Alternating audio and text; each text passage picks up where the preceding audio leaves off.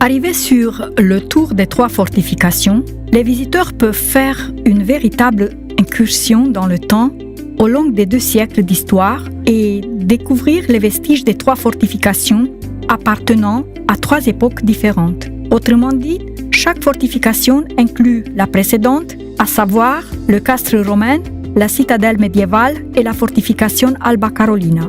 Le trajet se poursuit par la zone sud et sud-est, ayant en général la configuration d'un musée en plein air. La porte du côté sud, appelée Porta Principalis Dextra, la seule de 4 portes qui soit conservée, constitue la trace la plus visible du castre d'Apollon en forme de quadrilatère. Ces vestiges gardent en bonne partie l'aspect d'autrefois de la porte, ainsi qu'approximativement un tiers de l'élévation eut il y a 1800 ans. Parmi les interventions de reconstruction et de restauration subies au Moyen-Âge, qui n'ont pas changé l'alignement des murs romains, on voit encore des fragments de ces murs du castre élevés par les soldats de la Légion 3e Gemina, restés debout plus de 1500 ans. Dans le contexte dans lequel entre 1541 et 1699, pendant presque 150 ans, Alba Iulia a été la capitale de la principauté de la Transylvanie, une deuxième étape de transformation de la fortification a eu lieu au début du XVIIe siècle,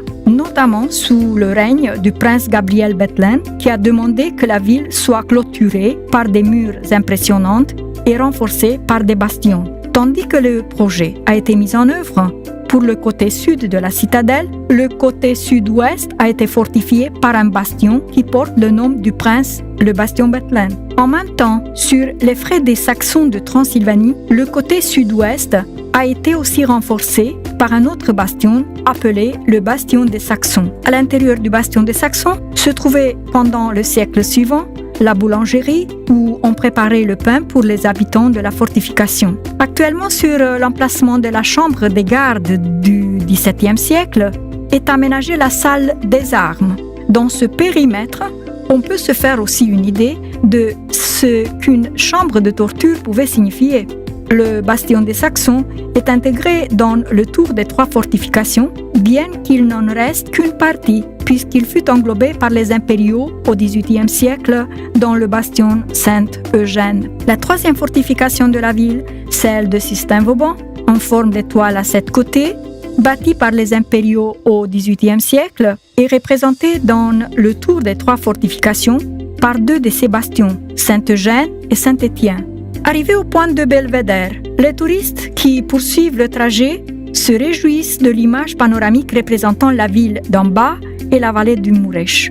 C'est aussi l'endroit d'où on suit tous les samedis, à partir du midi, pendant la saison touristique, l'impressionnant spectacle de tir d'artillerie dans la technique datant de 300 ans. Et puisque vous êtes engagé sur cette tour, il vaut la peine de visiter aussi la Caponnière, galerie qui traverse le mur entre les bastions Eugène de Savoie et Saint-Étienne. Vous y verrez une exposition sur les travaux de restauration des sculptures qui ornaient les portes de la citadelle.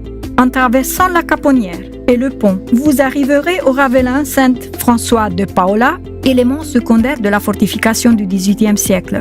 Dans la proximité, les archéologues ont mis à jour l'habitat civil, les canapés qui entouraient le castre romain. Près du Ravelin se trouvent les écuries de la garde autrichienne, dont les chevaux participaient quotidiennement à la cérémonie de changement de la garde. C'est aussi l'endroit où fut reconstituée la place d'exécution des condamnés à mort de la ville, d'après une gravure qui suggère l'exécution de Horea et Kloška, les 2 meneurs de la révolte des paysannes de 1784. Bien que les sources historiques attestent que Horea, le chef de la révolte, avait été emprisonné ailleurs, la légende dit que le lieu d'emprisonnement est la cellule de Horea, placée au-dessus de la 3e porte de la place forte. Dans la proximité de la même porte se situe l'ancien dépôt de provisions, la manutention bâtie par les impériaux après la transformation de la citadelle en caserne. Récemment restaurée, elle abrite à présent un hôtel privé.